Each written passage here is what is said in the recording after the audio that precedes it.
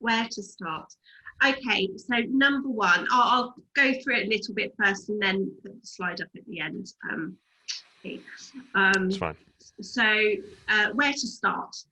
First of all, dust off your full business plan and get it up to date. If you can't actually find it, develop one. So I'm being polite there. Because before you work out what do you need, what you need, what are you going to outsource, you need to work out what you actually need in the first place in order to do your business.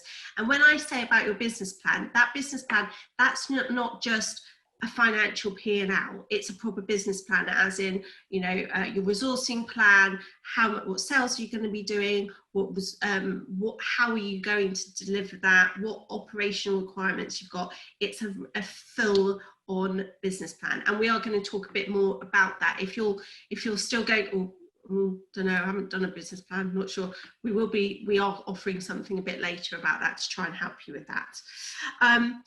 Then the next thing is to list all your resourcing requirements.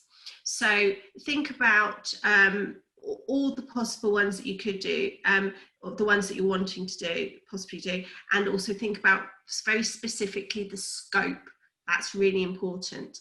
Sorry, I think I've done it in a slightly different order, but so rank your functions by importance. So if you're growing quickly, or you're needing to make things change quickly, you need to do this as soon as possible. So do you prioritize which are the most important functions in your business first, and then you're going to decide what metrics to use for selecting your outsourcing functions. Okay, so it's up to you what metrics, because it's your business, but a few suggestions on what sort of metrics that you could use to do your selection. So it could be function, or it could be a type of thing, like Stephen was saying earlier. So it could be, just certain type of thing. So I've forgotten how I explained it, but he'll go for that. But anyway, it's what functions are. So what are your strengths? So what are you really good at? What are you the expert in? Because of course you're not going to outsource that, because presumably, usually if you're the expert in it, it's the bit that you enjoy. So you're not going to get rid of that. So those are going to be in your safe keep pile. Then you're going to look at functions, which are your priorities versus nice to have, because the priority ones are the ones, first of all, if you've got certain functions that are really priority but aren't currently functioning properly, those could be a prime candidate for outsourcing, because those could be the ones that you want to select. Whereas nice to have, you might go, well, I might want to have a little bit more of such as, I might want to raise my profile and do a bit more PR or something, but it might be a nice to have one. So you need to work out which are your absolute a must do it now ones versus nice to have. So you can have an order. Next one is which functions need high level expertise.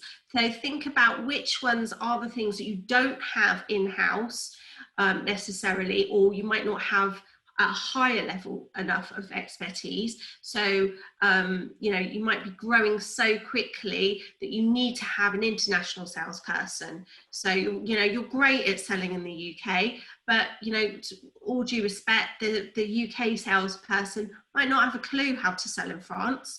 So, so it's looking at what expertise do you need to get. Also looking at what functions, are cheaper in-houses versus externally. Now you might be surprised there, because sometimes if you scope it right, you may find that the outsourcing is cheaper if you are scoping it to the right way. So have a look, and obviously you're not going to necessarily know that until you get your scope and you go and get proposals and quotes from your outsourcing companies. But also, so I've sort of selected it before, but if you've got certain functions that aren't being effective now, and you need to flip that switch and make it work now, and go and outsource it, those should be high up on your list of priorities. So you can make a Just, it's almost like you matrix, just like you do when you do a redundancy. So it's not a very pleasant thing to do, but when you do a redundancy matrix, it's a similar thing to that. And so whatever's priority to you, and then go through all those different functions and rank them, and then start off with the ones at the top and do those first.